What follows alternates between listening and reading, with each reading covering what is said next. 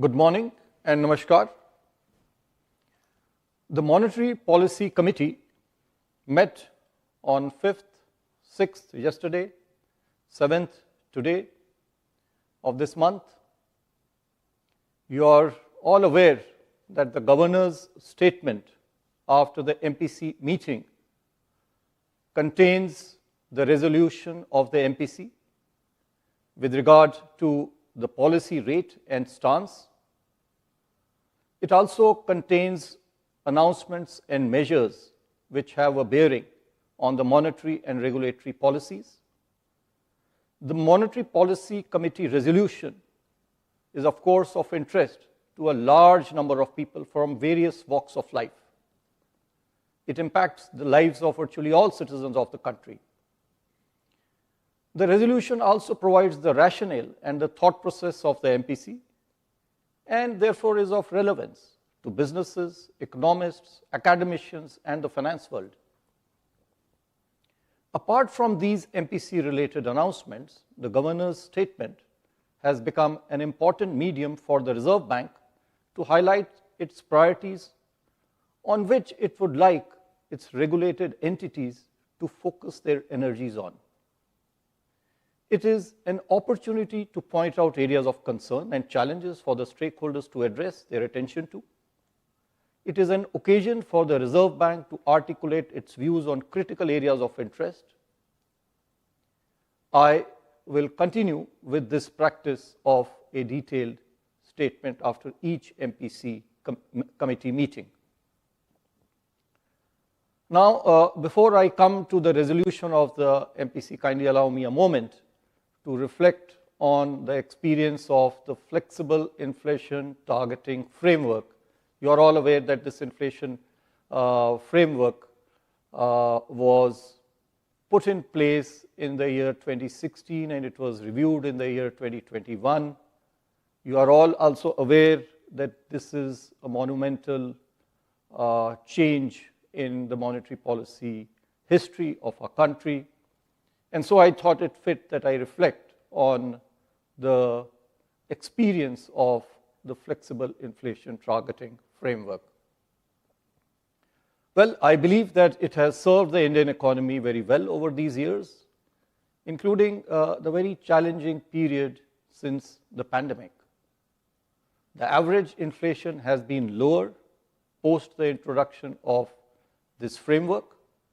Moreover, CPI has mostly stayed aligned with the target given under this framework, barring a few occasions of breaching the upper tolerance band since its inception.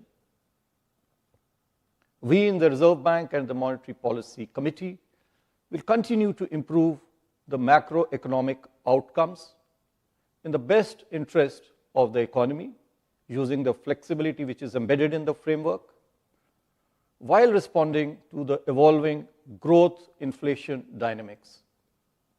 Moreover, we will strive to further refine the building blocks of this framework by making advances in the use of new data, improving nowcasting and forecasting of key macroeconomic variables. We forecast, you are aware, growth, inflation, etc., because this is actually a forward-looking policy.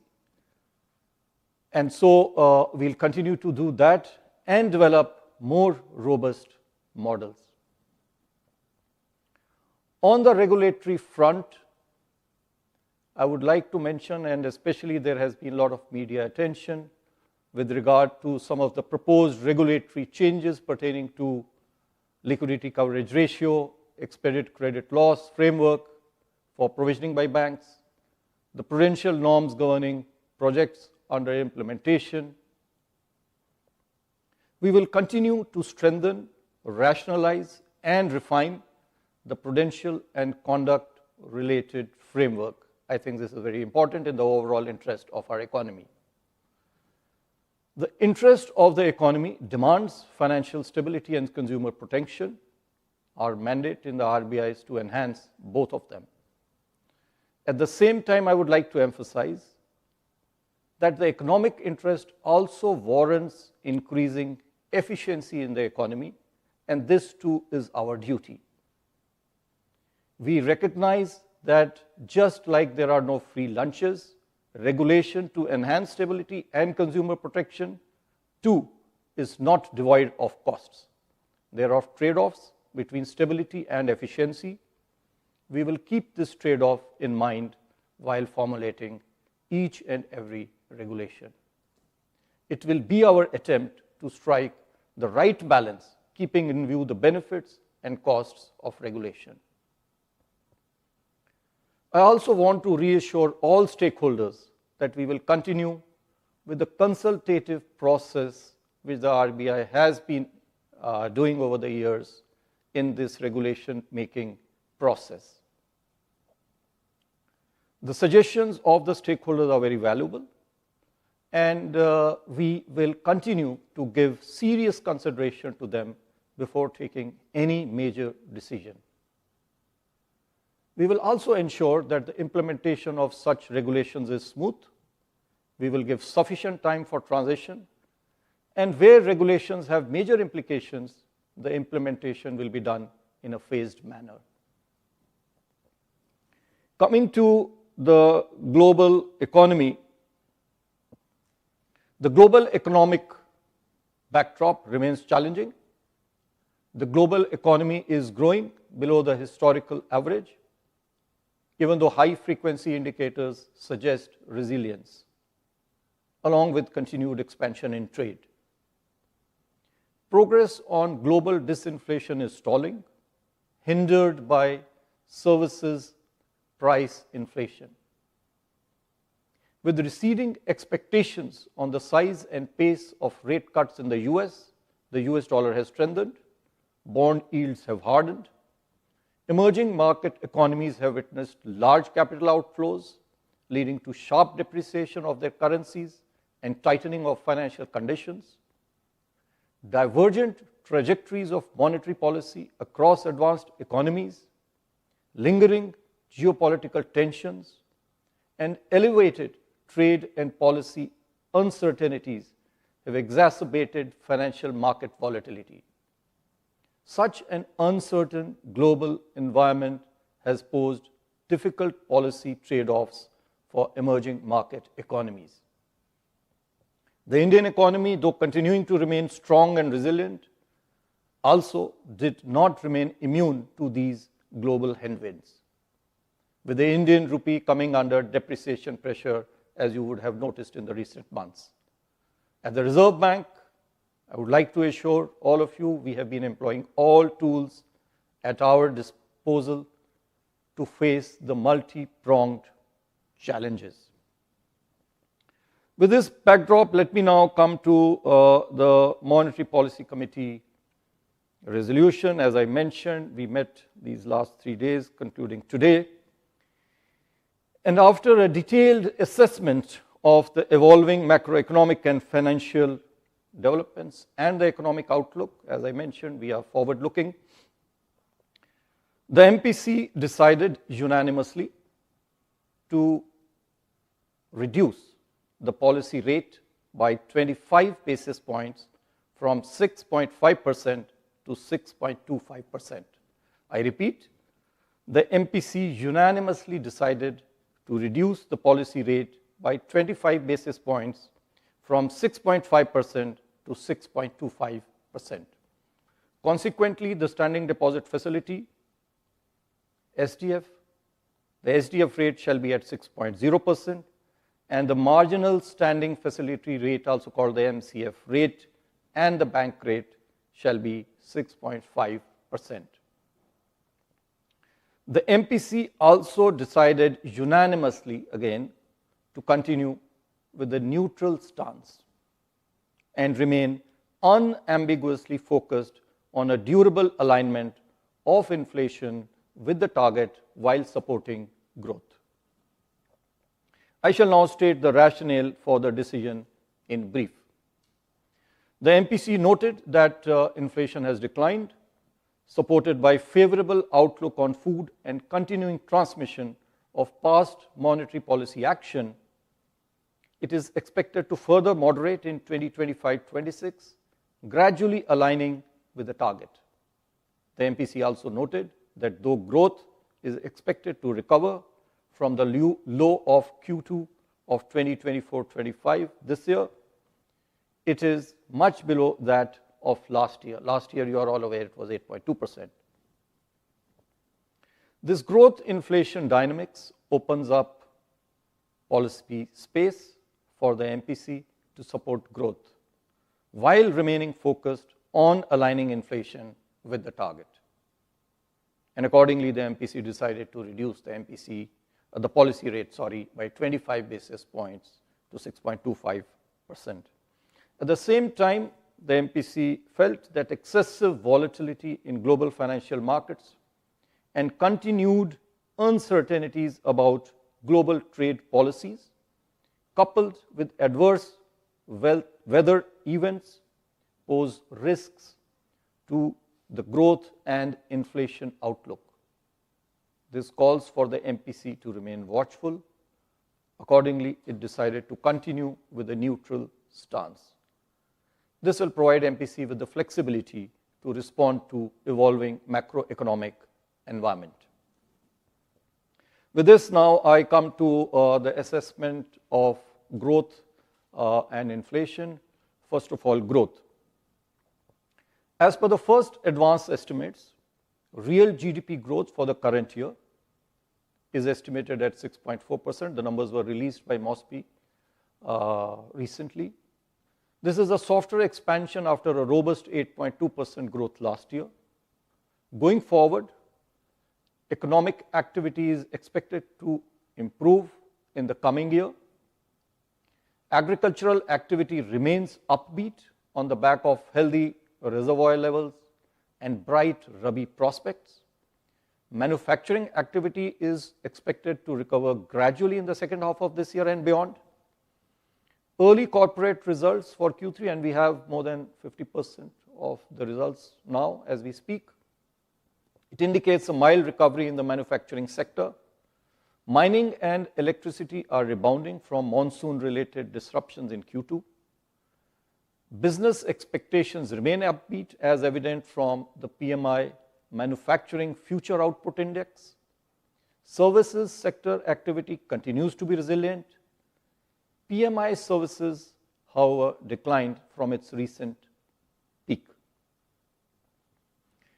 On the demand side, rural demand continues to be on an uptrend, while urban consumption remains subdued, with high-frequency indicators providing mixed signals.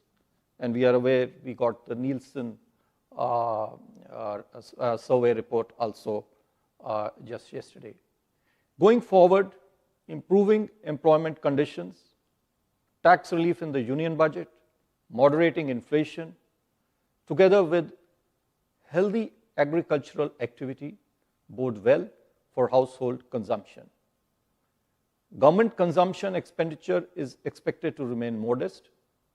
Higher capacity utilization levels, robust business expectations, and government policy support augur well for growth in fixed investment.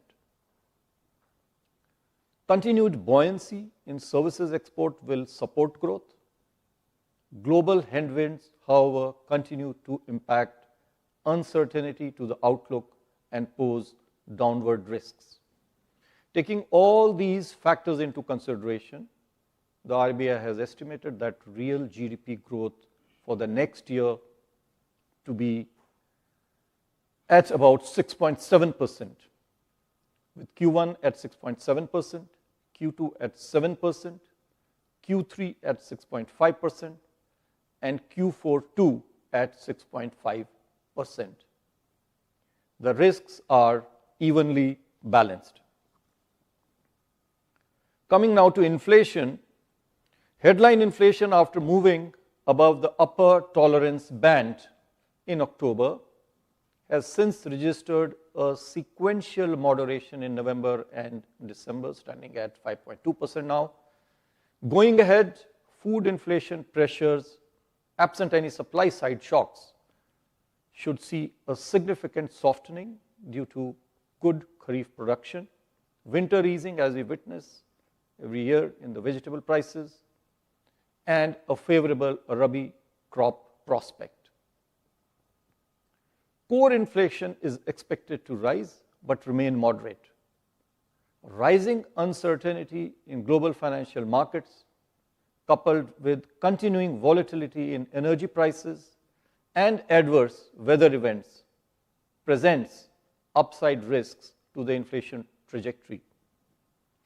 Taking all these factors into consideration, CPI inflation for the current financial year is projected at 4.8%, with Q4, the current quarter, at 4.4%.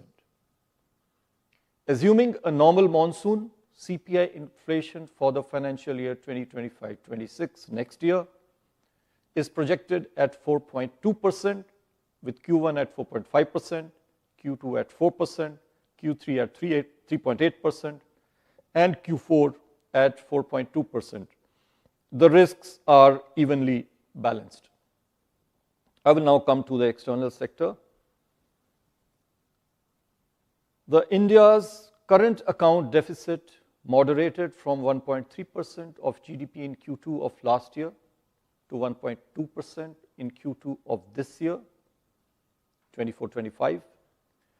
According to the World Bank, India, with an estimated inflow of $129.1 billion US, continues to remain the largest recipient of remittances globally last calendar year 2024. The current account deficit for this year is expected to remain well within the sustainable level. As on 31st January this year, I may inform you, India's foreign exchange reserves stood at 630 plus billion US dollars. This provides us an import cover of more than 10 months. Overall, India's external sector remains resilient as key indicators stay robust. I would like to mention over here, and especially because there has been commentary in the media about the Reserve Bank's exchange policy.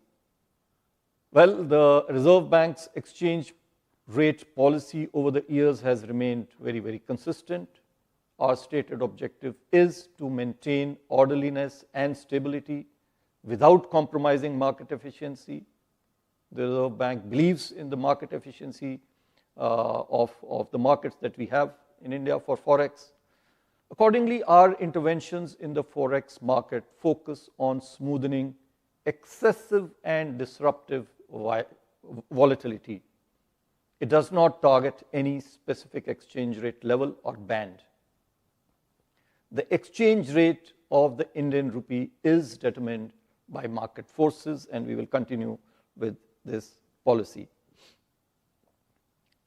Coming now to liquidity and financial market conditions, I may state that after remaining in surplus from July to November 2024, system liquidity as measured by the average net position under the liquidity adjustment facility did turn into a deficit during December 2024 and January 2025.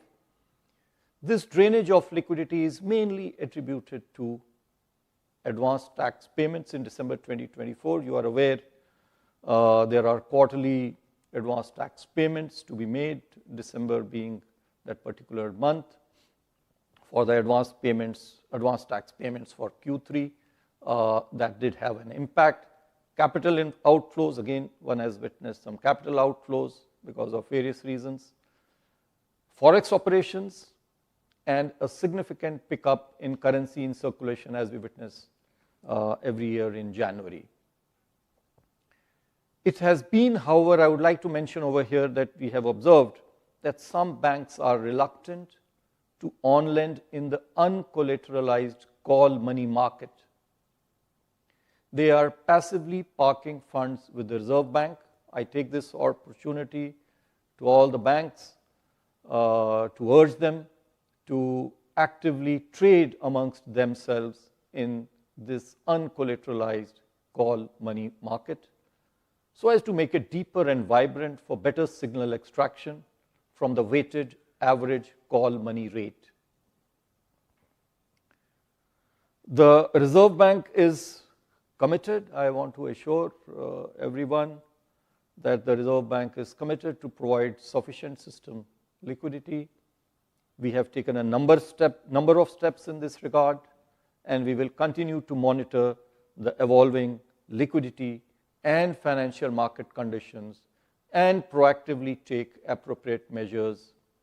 I repeat, proactively take appropriate measures to ensure orderly liquidity conditions as may be required for the system.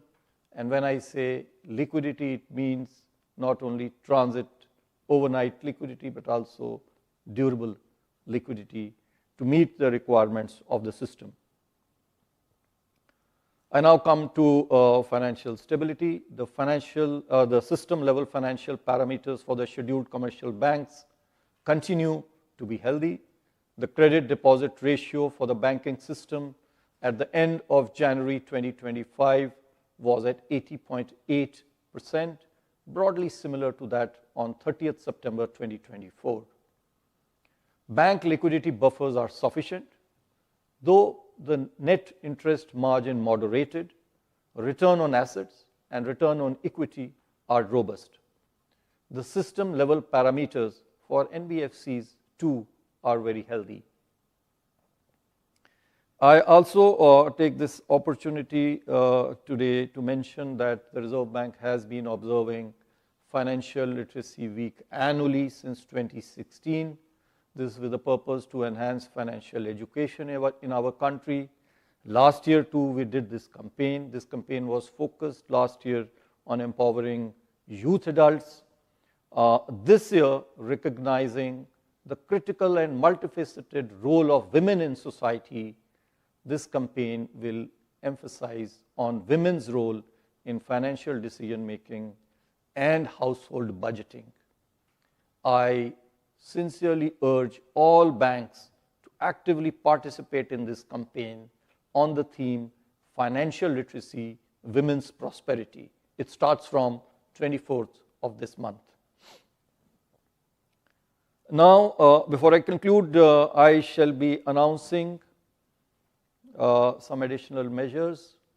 Necessary directions and circulars for these shall be issued separately. First of all, on digital security, the rapid digitalization of financial services has brought convenience to all of us, at the same time efficiency, but it has also increased exposure to cyber threats and digital risks, which are again getting sophisticated day by day. The surge in digital frauds is a matter of concern. It warrants action by all stakeholders. The Reserve Bank has been taking various measures to enhance digital security in the banking and payments system. Introduction of additional factor of authentication for digital payments is one such measure. It is now proposed to extend this to online international digital payments made to offshore merchants who are enabled for such authentication. Second, the Reserve Bank shall implement the bank.in exclusive internet domain for Indian banks. Registration for this domain name will commence from April this year. This will help avoid banking frauds. This will be followed by the fin.in domain for the whole of the financial sector. The banks and NBFCs, I would urge them to also continuously improve preventive and detective controls to mitigate cyber risks. They must develop robust incident response and recovery mechanisms, reinforced through periodic testing for operational resilience. Third measure that I am announcing today, over the past few years, we have expanded the suite of interest rate derivative products available to market participants to manage their interest rate risks. We shall now, to this suite, include forward contracts in government securities. This would facilitate long-term investors such as insurance funds to manage their interest rate risk across interest rate cycles. It will also enable efficient pricing of derivatives that use government securities as underlying instruments. Fourth, to enhance access of retail investors to government securities, the Reserve Bank has taken a number of steps earlier. There's another step that I am announcing today, and this pertains to expanding the access of NDS Home, our platform for trading in the secondary market transactions for government securities, to non-bank brokers who are registered with SEBI. A number of them are registered with SEBI. They will also get an opportunity now to participate and trade through the NDS Home, the electronic trading platform of RBI for government securities. Fifth, in view of the various developments in financial markets and market infrastructure over the past few years, we shall be setting up a working group with representation from various stakeholders to undertake a comprehensive review of trading and settlement timing of markets regulated by the Reserve Bank. There are some 5 such markets which have different timings. The group shall submit its report by 30th April this year. To conclude, considering the existing growth inflation dynamics, the MPC, as I mentioned earlier, while continuing with the neutral stance, felt that a less restrictive monetary policy is more appropriate at this current juncture. The MPC will take a decision in each of its future meetings based on a fresh assessment of the macroeconomic outlook. We are committed to conduct monetary policy and take such measures as appropriate, which are timely, carefully calibrated, and clearly communicated to facilitate conducive macroeconomic conditions that reinforce price stability, sustained economic growth, and financial stability. Thank you, Namaskar, and Jai Hind.